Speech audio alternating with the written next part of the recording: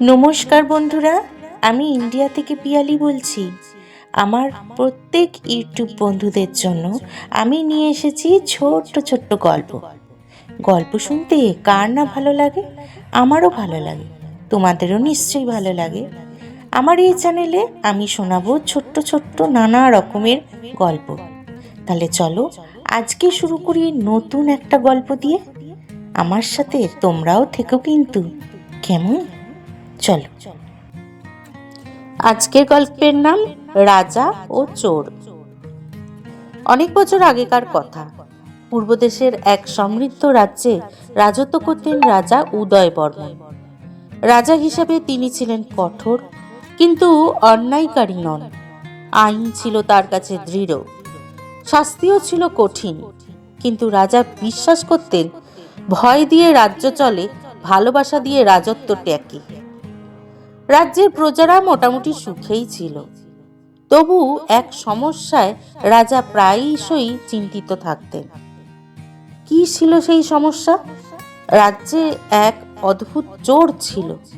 সে চুরি করত, কিন্তু কখনো ধরা সে পড়তো না। ধরা পড়ার মতো কোনো চিহ্নই রাখতো না। আর আশ্চর্যের বিষয় হলো এই, সে কখনো দরিদ্রের ঘর থেকে চুরি করতো না গো। লোকেরা তাকে ডাকতো ছায়া চোর। রাজপ্রাসাদ থেকেও চুরি হয়েছে বহু জিনিস, মূল্যবান রত্ন, স্বর্ণমুদ্রা, সব নিখুঁত ভাবে যেন উধাও। কেউ ধরতে পারেনি সেই চোরকে। কিন্তু কোনো পাহারাদার আহত নয়, কোনো দরজা ভাঙা নয়। কোথা দিয়ে যে সেই চোর ঢুকতো আর কোথা দিয়ে যে বেরোতো, কেউ সেটা টের পেত না। রাজা এইসব শুনে খুব বিস্মিত হয়েছিল। তিনি বললেন, এই চোরকে আমি শাস্তি দিতে চাই না, আমি তাকে বুঝতে চাই। মানে সে কোথা দিয়ে ঢোকে, কোথা দিয়ে বেরোয়, কিভাবেই বা সে চুরিটা করে যে কেউ তাকে দেখতে পায় না। তাই রাজাদেশ জারি হলো, যে চোরকে ধরতে পারবে তার শাস্তি মাফ, বরং পুরস্কার পাওয়া যাবে। তবুও কেউ যেন পারল না সেই চোরকে ধরতে। রাজ্যের এক প্রান্তে ভাঙা এক মাটির ঘরে থাকতো এক যুবক। তার নাম ছিল অরুণ। লোকচক্ষের আড়ালে সেই ছিল ছায়াচোর। অরুণ জন্মেছিল দরিদ্র এক পরিবারে। তার বাবা একসময় রাজসেনায় ছিলেন। অন্যায় আদেশ মানতে অস্বীকার করায় তাকে নির্বাসিত করা হয়েছিল। বাবা মারা যান অনাহারে, না খেতে পেয়ে। মা কাঁদতে কাঁদতে বলেছিলেন, সততা অনেক সময় পেট ভরায় না রে বাবা। এত শত তোর বাবা, অথচ দেখ কি সর্বনাশী না হলো। সেই দিন থেকেই অরুণ বদলে যায়। সে চুরি শিখেছিল, কিন্তু লোভের জন্য নয়, প্রতিশোধের আগুনে জ্বলে। ন্যায়ের এক বিকৃত ধারণা থেকে সে তৈরি করেছিল নিজেকে এক ছায়া চোর। আরে আরে, দাঁড়াও, আমার গল্প কেমন লাগছে বন্ধুরা? অবশ্যই কিন্তু কমেন্ট করে জানিও। আর যদি ভালো লেগে থাকে তাহলে প্লিজ সাবস্ক্রাইব করে লাইক করে আমার পাশে থেকো। তাহলে চলো বাকি গল্পটা শুনিয়ে নেওয়া যাক। একদিন এক অমাবস্যার রাতে অরুণ আবার প্রাসাদে ঢুকলো, কিন্তু এবার ভুল হলো। রাজা নিজেই ছদ্মবেশে প্রাসাদে পাহারা দিচ্ছিলেন। চোর আর রাজা মুখোমুখি, একদম সামনাসামনি হয়ে পড়ল। কখনোই অরুণ ভাবেনি যে এইভাবে সে ধরা পড়ে যাবে, আর রাজাও কখনো ভাবেনি যে এমন ভাবেই তিনি চোরকে ধরতে পারবেন। অরুণ কিন্তু পালাতে পারত, কিন্তু সে পালালো না। রাজা বললেন, তুমি পালালে না কেন?